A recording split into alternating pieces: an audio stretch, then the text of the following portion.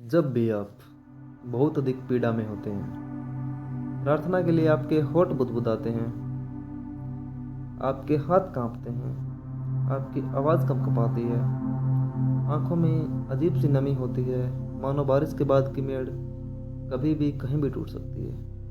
ऐसी ही एक कृति है गुनाहों का देवता।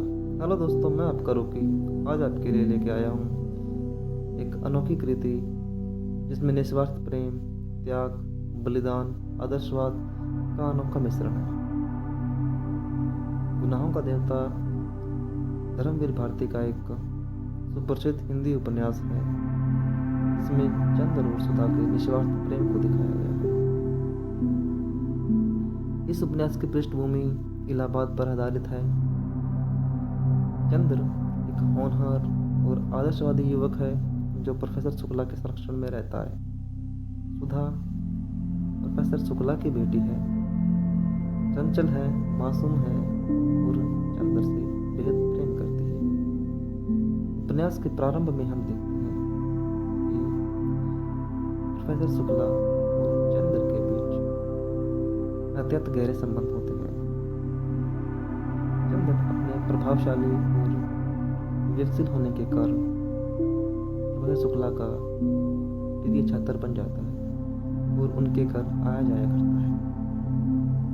वहीं हम सुधा के बारे में पता चलता है कि सुधा पहले गांव में पढ़ाई करती थी, लेकिन गांव वालों का सुधा की शादी को लेकर अधिक जोर देने के कारण प्रोफेसर शुक्ला उसे शहर ले आते हैं ताकि उसकी पढ़ाई पूरी हो सके।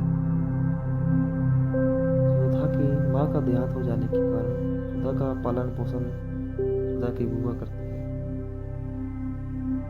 चंद्र और सुधा के बीच एक आत्मीयता की भावना उत्पन्न हो जाती है और वही आत्मीयता की भावना आगे चलकर प्रेम का रूप ले लेती है। एक दिन हम देखते हैं कि सुधा की बुआ प्रोफेसर शुक्ला से सुधा की शादी का जिक्र करती है, परंतु प्रोफेसर शुक्ला मना कर देते हैं। लेकिन एक बहन की बात भाई कब तक टाले, और अंततः है सुधा और कैलाश की शादी तय हो जाती है। और अब बारी आती है प्रेम की परीक्षा।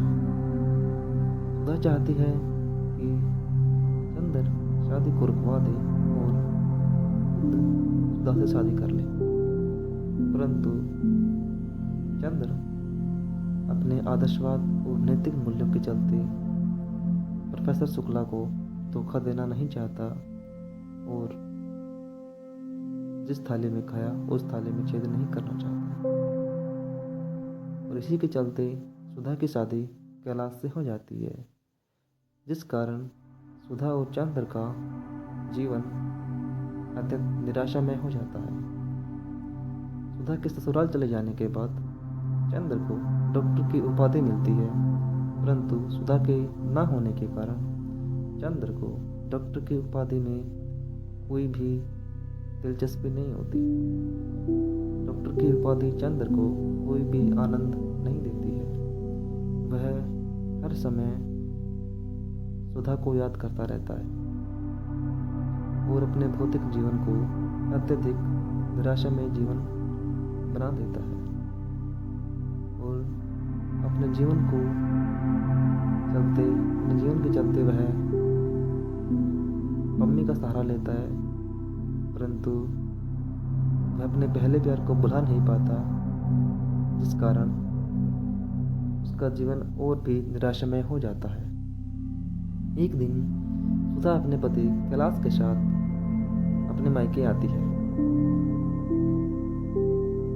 वहाँ कैलाश की अनुपस्थिति में चंद्र और सुधा का मिलन होता है और पहले प्यार की प्रणयभूति जागृत हो जाती है, जिस कारण चंद्र सुधा से शारीरिक संबंध बनाने की प्रयास करता है, परंतु सुधा मना कर देती है, जिस कारण चंद्र को अपमान और आत्मग्लानि की भावना उत्पन्न हो जाती है। वहीं दूसरी ओर सुधा भी अपमान और आत्मग्लानि की भावना में डूब जाती है।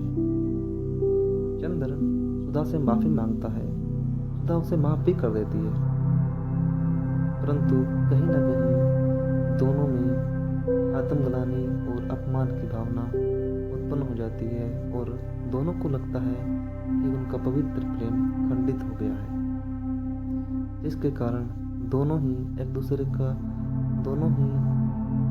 अपना ध्यान रखना कम कर देते हैं, जिस कारण सुधा अत्यधिक बीमार हो जाती है और मानसिक विकृति का शिकार हो जाती है। और उधर चंद्र अपने भौतिक जीवन को और भी निराशामय बना देता है और दुनिया से एक अलगाव सा रखने लगता है। सुधा का गर्भपात हो जाने के कारण सुधा और भी बीमार पड़ जाती है और हर समय चंद्र चंद्र नाम जपने लगती है। चंद्र को खत लिखकर बुलाया जाता है, परंतु सुधा अत्यधिक बीमार होती है। सुधा जब चंद्र के आने पर विनती से कहती है कि चंद्र के पैरों को छुए और मेरे माथे पे लगाए। विनती ऐसा ही करती है और ऐसा करने के पश्चात सुधा अपने प्राण त्याग देती है, क्योंकि सुधा का अपने जीवन को लेकर कोई मोह नहीं था। वह तो चाहती थी कि अगले जन्म में चंद्र की अर्धांगिनी बने। प्राण त्यागने के बाद चंद्र सुधा की अस्थियों को जल में प्रवाहित कर देता है और विनती को अपना लेता है। यहाँ हम देखते हैं कि उपन्यास का समापन हो जाता है। चंद्र एक प्रमुख पात्र जरूर है, परंतु सुधा एक का प्रमुख चरित्र रहा है। उपन्यास में सुधा का चरित्र प्रेम, मिठास, निस्वार्थ प्रेम, आकर्षक इत्यादि में कूट कर भरा हुआ है। यह उपन्यास आधुनिक काल की एक सर्वश्रेष्ठ निस्वार्थ प्रेम कहानी है, जिसमें संस्कारों पर कड़ा प्रहार किया गया है। वो संस्कार जो प्रेम को गुनाह